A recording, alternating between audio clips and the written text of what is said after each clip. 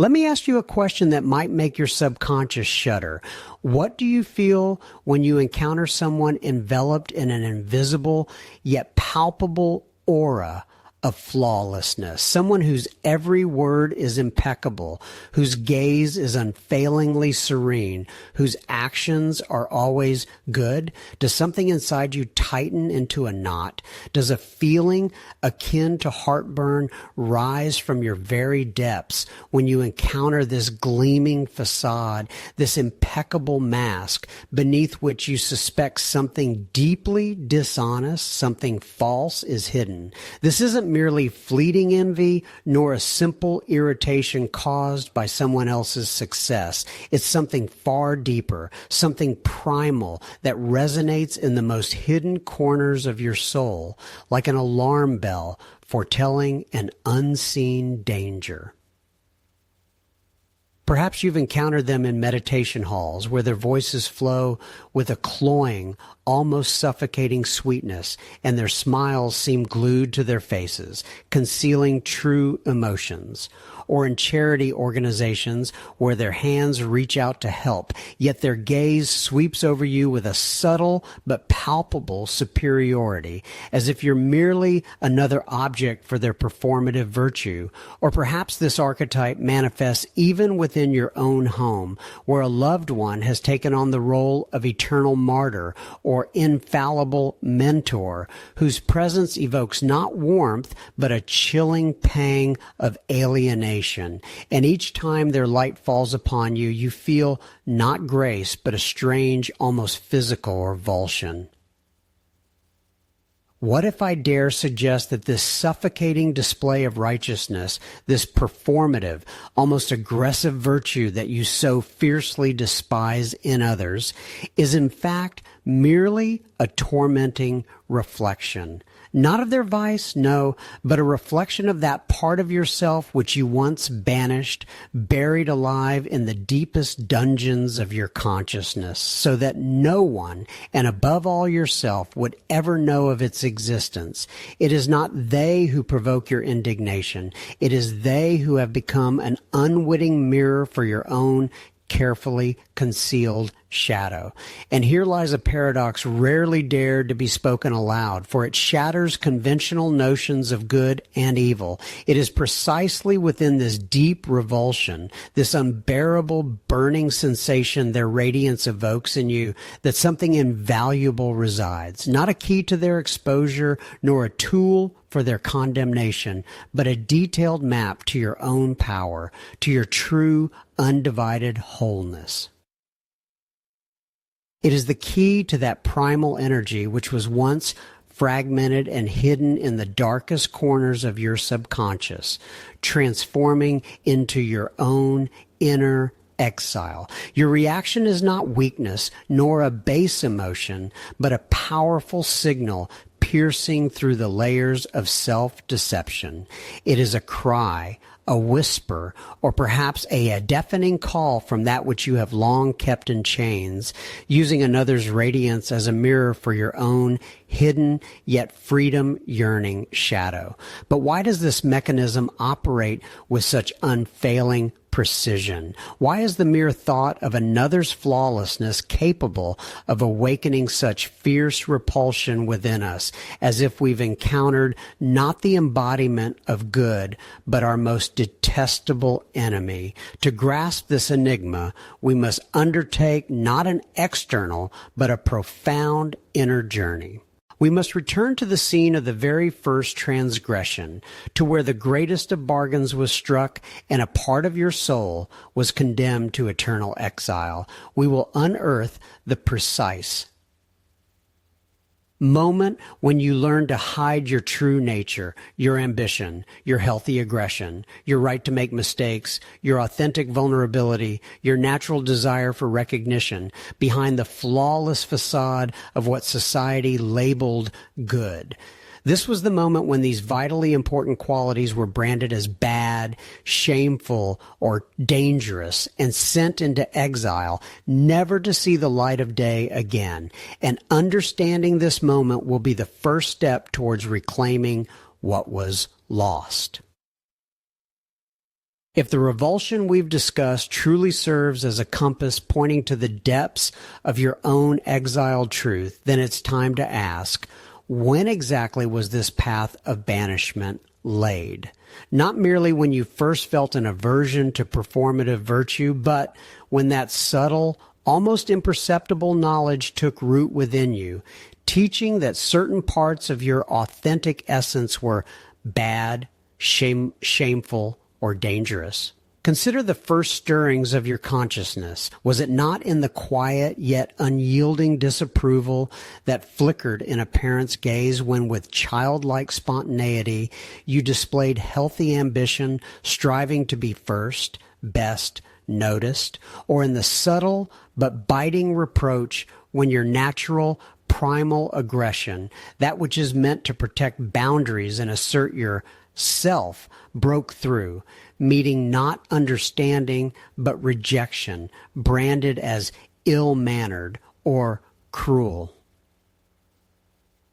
At what point were you taught that the desire for recognition, the natural yearning to be seen and valued, was not a noble aspiration, but a manifestation of pride, vanity, incompatible with true humility and spirituality? Perhaps it wasn't a single dramatic event, but rather a series of barely perceptible signals, gradually eroding your inner landscape. Words casually spoken, praises given only for the absence of certain qualities, not for their presence, ideals transmitted by society, religion, or family, where holiness or virtue was measured by the degree of self-denial, submission, and lack of personal desires.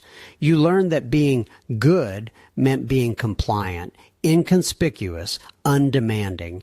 You absorbed that vulnerability was not a strength that opens the heart, but a weakness that makes you an easy target for pain. That the right to make mistakes was a luxury afforded only to those who didn't strive for perfection, while you were expected to be flawless. Thus, step by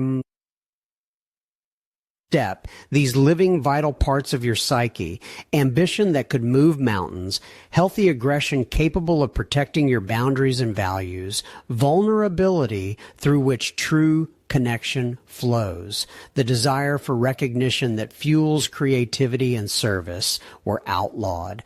They were not merely suppressed, they were banished.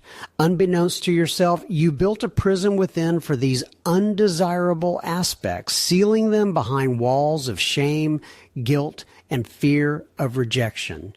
These exiled parts, deprived of the light of awareness, did not vanish. They did not dissolve into nothingness. They merely retreated into the shadow, awaiting their hour, and it was there, in this inner exile, that the shadow of the good person was born, an invisible yet powerful force that continues to shape your reality.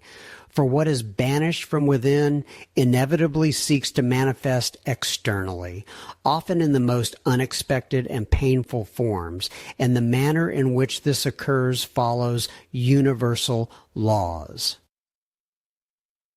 The initial flutter of discomfort, the irrational surge of revulsion towards those impeccably radiant figures. Do you remember it? Is not a whim, not idle envy, but the pulsation of ancient knowledge, a signal breaking through layers of civilized conditioning.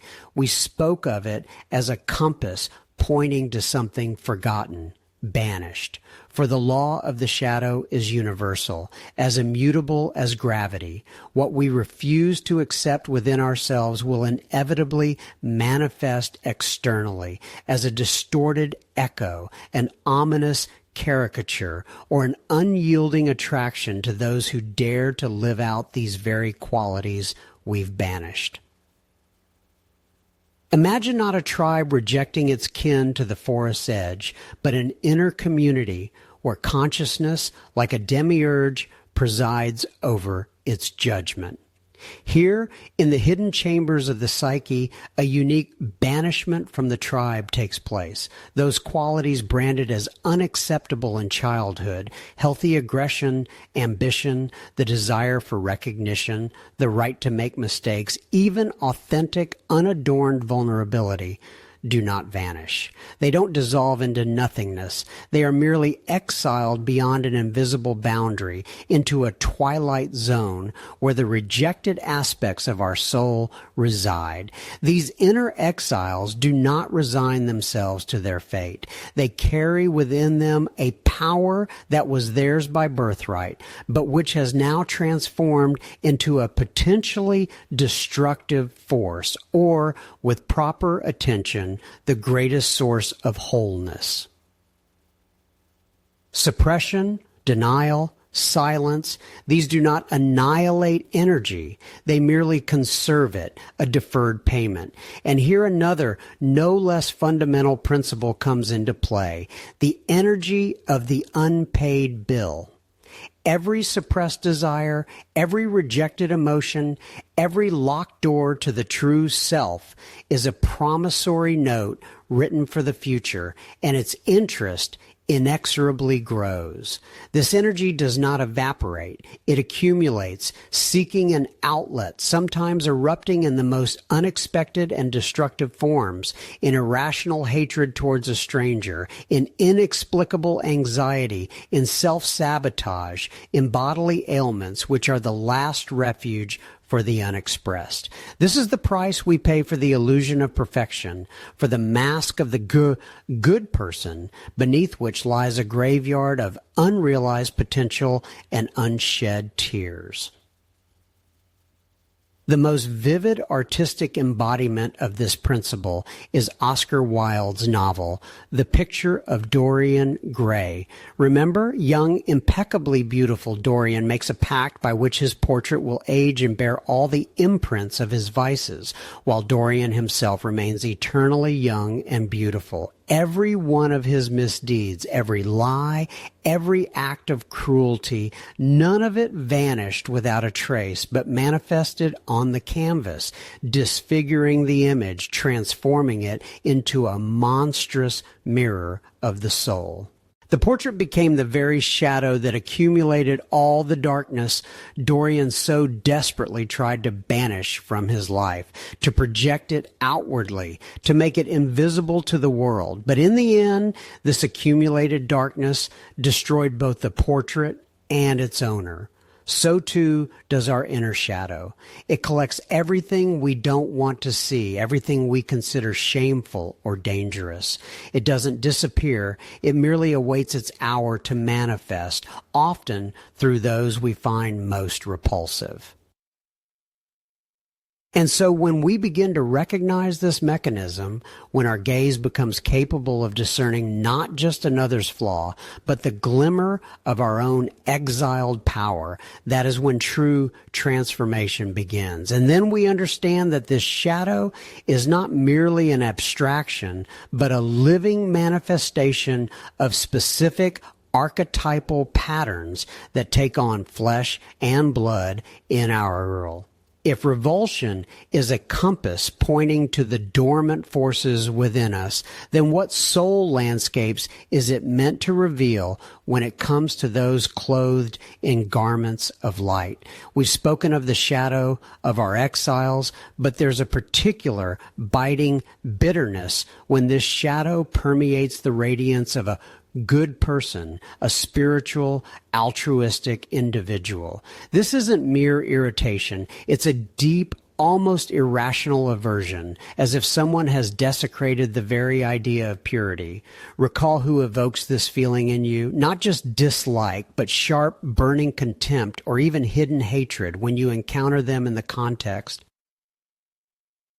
of noble aspirations. Perhaps it's the shepherd of shadows, one cloaked in the mantle of a spiritual guide, guru, or healer. He radiates peace, wisdom, speaks of unconditional love and acceptance, yet his eyes are cold, and his words, like invisible threads, weave webs of dependency. He manipulates trust, exploits vulnerability to aggrandize himself, establish control, feeding on the energy of his followers, their admiration, their donations. His light merely casts long, ugly shadows upon the souls of those seeking truth.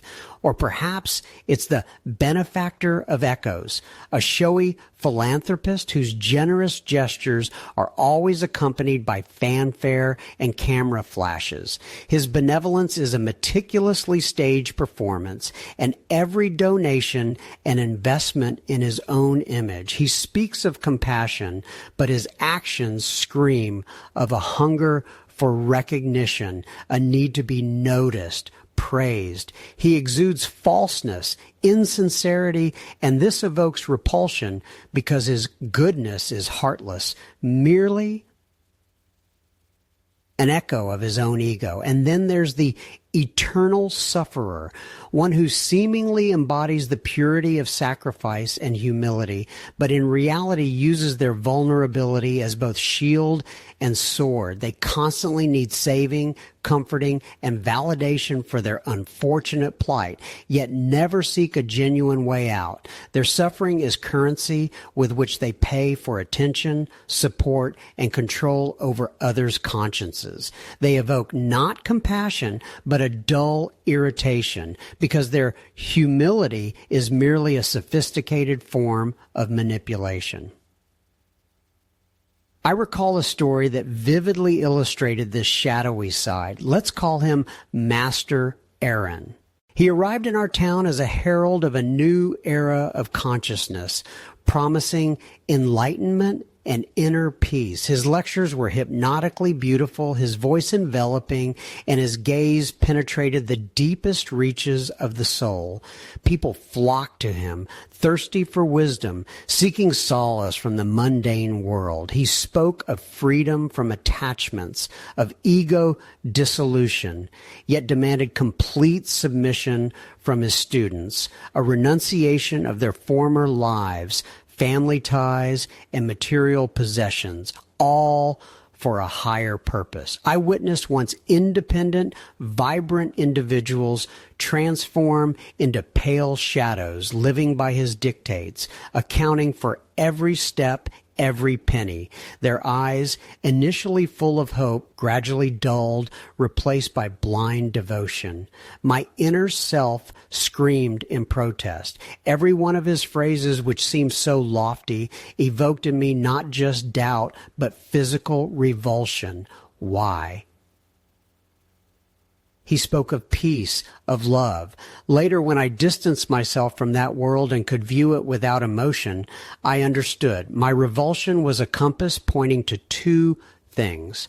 Firstly, to my own suppressed desire for power and influence, to the fear of losing control over my own life, which I had projected onto him. And secondly, to that part of me which perhaps once wished to be a similar shepherd, one who leads, who possesses answers, but which had been banished into the shadow out of fear of becoming such a manipulator. Master Aaron was a mirror reflecting not merely his flaws, but my own deeply hidden exiles, the right to my own will, the right to critical thinking, the right to a healthy egoism that prevents one from being consumed by another's will.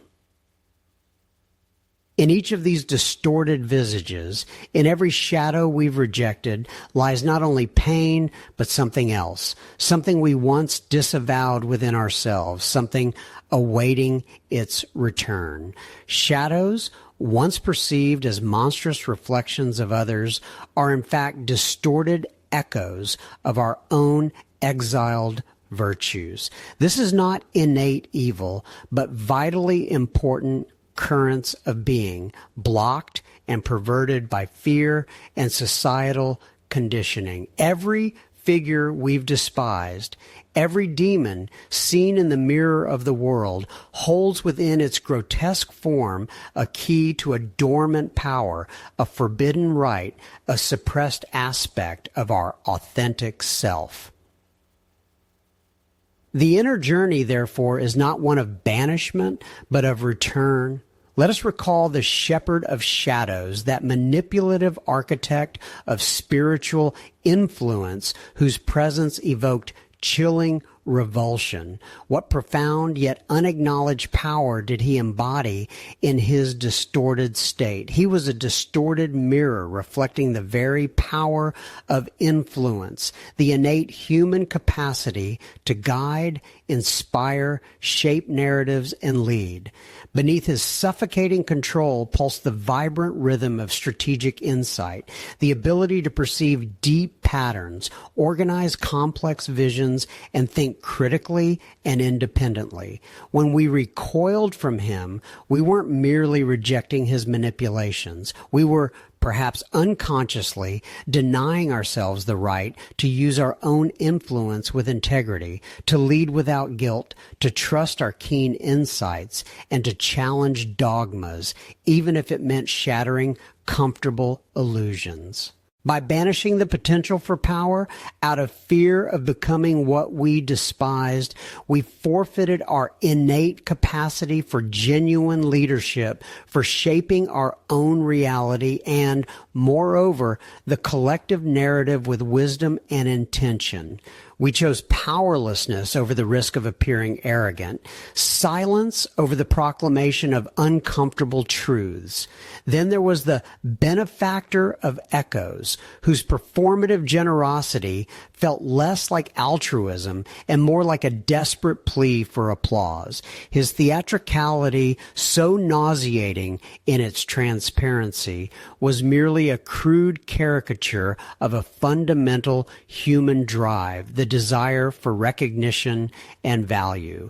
This is the primal need to be seen, appreciated, to know that your actions matter, that you make a meaningful contribution to the fabric of existence. By condemning his superficiality, we often condemn our own legitimate need for acknowledgement, for validation of our worth. How many acts of genuine kindness have gone unexpressed? How many achievements uncelebrated because the very thought of seeking praise felt like embracing his hollow vanity? The valuable capacity we forbade ourselves is the right to bask in the warmth of earned recognition, to accept gratitude without shame, to acknowledge our own impact and worth without feeling a pang of pride.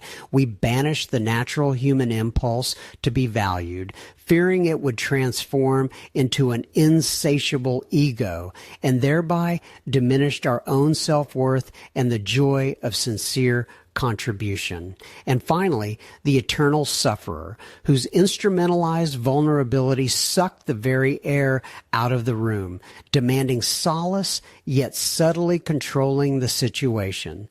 This archetype, in its distorted form, held the key to the power of authentic vulnerability and the right to interdependence. It's the profound ability to open up, to show true pain and weakness without ulterior motives, to evoke genuine compassion and connection. It's also the recognition of our shared humanity, our need for support, our inherent right to lean on others when the burden becomes too heavy. By rejecting the manipulative aspects of the sufferer, we often simultaneously severed our own umbilical cord to authentic support. We forbade ourselves the right to truly suffer, to directly ask for help, to express our limitations without fear of exploitation or judgment. We chose stoicism and isolation instead of the complex yet deeply human experience of shared vulnerability, fearing that any display of need would make us weak or, worse, manipulative. The valuable capacity we banished is the ability to form deep, reciprocal connections, to experience the profound strength gained in acknowledging one's own fragility, and to allow others to truly see and support us. Each demon was a distorted reflection not of evil, but of a vital force, an inherent right, a powerful capacity that we, in our well-intentioned but misguided pursuit of good, banished.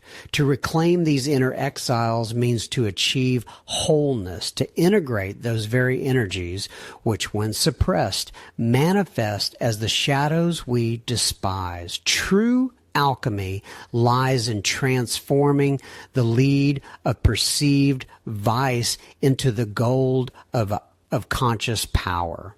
But what are the practical consequences of leaving these forces in exile? How do they subtly sabotage our noblest aspirations, especially in the realms of altruism and spiritual growth? We've spoken of mirrors distorting reality and of shadows dancing on the walls of our consciousness, cast by figures from whom we so unbearably wish to turn away. Those very images, the shepherd of shadows, the benefactor of echoes, the eternal sufferer, are not mere abstractions. They are living, pulsating phantoms of our own fear that shackle us when we embark on the path of altruism and spiritual seeking. Consider those moments when your hand reached out for world-changing accomplishments, but then suddenly withdrew. Here's someone endowed with a genuine gift for leadership, capable of inspiring and guiding others. Their ideas could unite a community, their vision point the way, but they retreat. They decline the role of leader in a charity project, avoid chairing a board, preferring to remain in the shadows to be one of many. Why? Because deep within their soul, fear whispers, what if I become the shepherd of shadows? What if power corrupts me and I, like the one we discussed, begin to manipulate people for my own ego rather than for a higher purpose? And this whisper, this inner panic before the shadow of the power of influence paralyzes them. Their refusal is not humility, but flight. As a result, the project either stagnates or is led by a less competent but less fearful person, and the world loses a potential beacon of light. Thus, the fear of resembling a demon transforms a genuine gift into a curse, condemning it to unfulfillment, and those who could benefit from its leadership to its absence. Or consider another, a spiritual seeker who has gained profound insights, capable of speaking of the sacred in a way that touches the very heart. Their presentations could become a beacon for many, their experience a map on the path to enlightenment, but they remain silent. They reject invitations to speak at conferences, avoid public discussions, conducting their conversations only in a narrow circle, in whispers. Their inner censor cries out, "This is pride. You'll become a benefactor of echoes, seeking praise, basking in the glow of others' admiration, rather than serving the truth." This is the fear of the shadow of the desire for recognition and value. They fear that recognition will corrupt their purity, that the pursuit of praise will overshadow sincerity, and again, not humility, but fear. Depriving the world of invaluable experience and themselves of the opportunity to be a guide. The true value of their gift remains hidden, bearing no fruit for them, nor for those who could be inspired. And what about the one who, striving to be good, dissolves into the needs of others, forgetting themselves? They cannot say no, afraid to set boundaries. Within them lives the fear of being perceived as the eternal sufferer who uses their vulnerability for manipulation or simply as selfish. They fear that if they display healthy aggression or prioritize their own interests over others, they will become what they despise. And so they are, burned out, exhausted with chronic fatigue and an inner irritation they meticulously conceal behind a mask of virtue. Their altruism transforms into self-sacrifice and their spirituality into an asceticism that deprives them of joy and vitality. They do not allow themselves to be truly vulnerable, nor do they allow themselves to be strong, because they fear these qualities will be distorted. Perhaps a question is now forming in your mind, but isn't it right to avoid pride? Shouldn't one be wary of power? Isn't self-sacrifice a virtue? And this is the key objection that makes us pause. The answer lies not in avoidance, but in integration. Pride is a distorted form of healthy self-worth and confidence. Power is an energy that can both destroy and create, depending on who wields it and with what intentions. Sacrifice is a blessing if it's conscious and doesn't lead to self-destruction. Your fear of being a demon makes you sever vital parts of yourself capable of healthy expression. You fear becoming evil, and thus you relinquish the power that could do good. You fear becoming proud, and thus you do not allow yourself to shine and share your light. You fear becoming a manipulator, and thus you relinquish the ability to assert yourself and your boundaries. The shadow is not always evil. Often is merely an unacknowledged force awaiting its recognition. It strives to break free, and if not given a healthy outlet, it will find a distorted one. The irony is that by avoiding becoming a demon, we sometimes become its slaves ourselves, but in a passive, destructive form through missed opportunities, chronic burnout, a profound sense of unfulfillment. But this fear of the dark side is only part of the equation. There is another shadow, not one that frightens us with its darkness, but one that blinds with its radiance. And in this blinding, we lose ourselves no less than in fear. We have already delved into the abysses of the shadow, that which is woven from our rejected selves, exiled ambitions, and suppressed aggression. But the labyrinth of the human psyche holds another secret, no less insidious, for it is woven from light, the golden shadow. This is not what we hate or deny in others, but what we admire to the point of trembling, to reverent awe, to such an extent that we involuntarily deprive ourselves of the right to possess it ourselves. In the world of spirituality and altruism, where the ideal of purity and self-abnegation is elevated to a pedestal, the golden shadow flourishes especially luxuriantly, enveloping figures to whom we attribute perfection. We see in them the embodiment of all virtues, all strengths, all insights that we believe we can never touch ourselves. And in this act of projection, in this silent adoration, we commit the subtlest yet most destructive act of self-sabotage. We surrender our power. Recall, who is your absolute authority, your guru, your beacon in the world of service, enlightenment, selfless love? Whose image evokes in you not just respect, but profound admiration, a sense of almost otherworldly purity, boundless wisdom, or unwavering strength of spirit? Allow this image to surface in your mind. Feel its pull. Now, casting aside your usual self-assessment, ask yourself a second, more intimate question. What unrealized talents, hidden gifts, or dormant abilities of your own might you have unconsciously bestowed upon this person? What part of your potential power, your inner radiance, your right to greatness have you projected onto them, convincing yourself that this splendor belongs solely to them, not to you? Perhaps it's an orator whose charisma charisma captivates crowds, and you're convinced you could never influence minds and hearts in such a way, even though the power of words and clarity of thought lie dormant within you.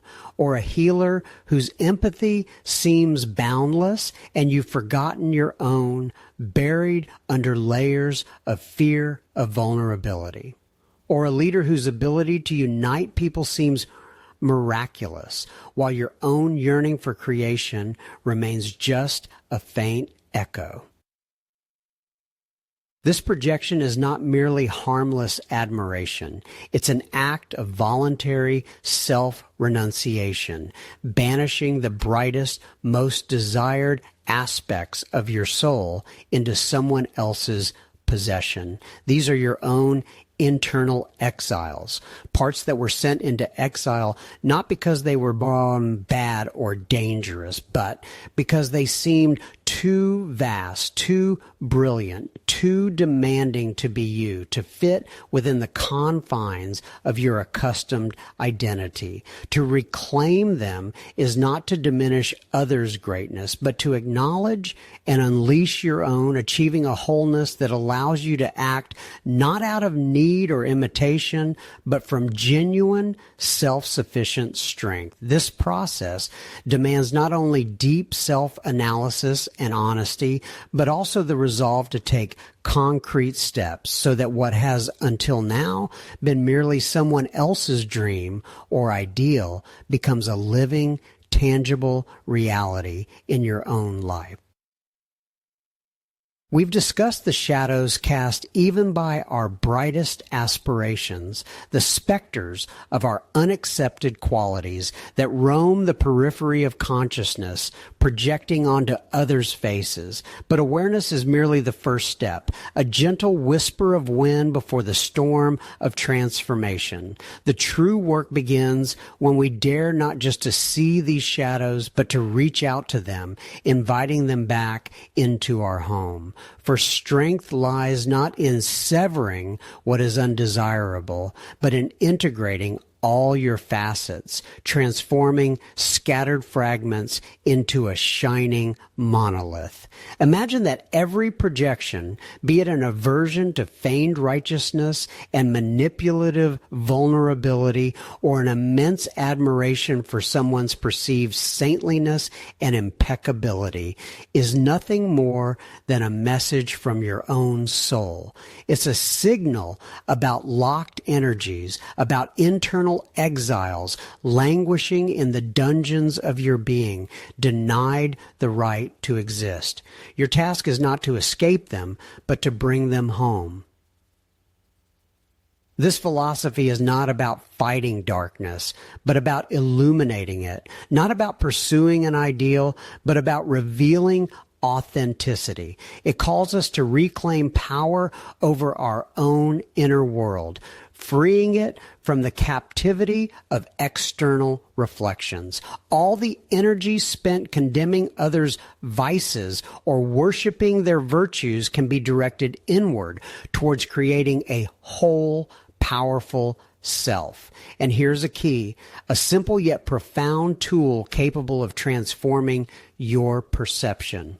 Let's call it the mirror of reflections. Whenever you feel a sudden surge of strong emotional response to someone's personality or actions, be it acute irritation, envy, overt disdain for someone society deems good, or conversely an irrational, almost painful admiration for someone's spiritual height.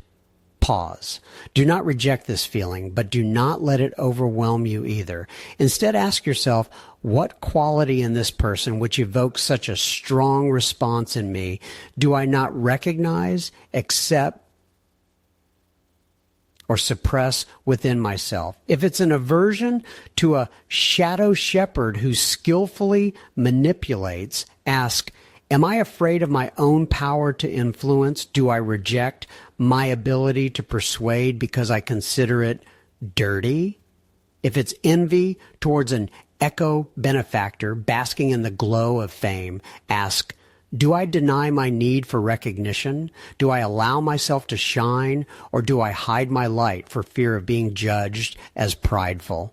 If it's reverent awe for a saint who seems flawless, ask, what talents of my own, what inner wisdom do I consider too great for myself, projecting it onto another?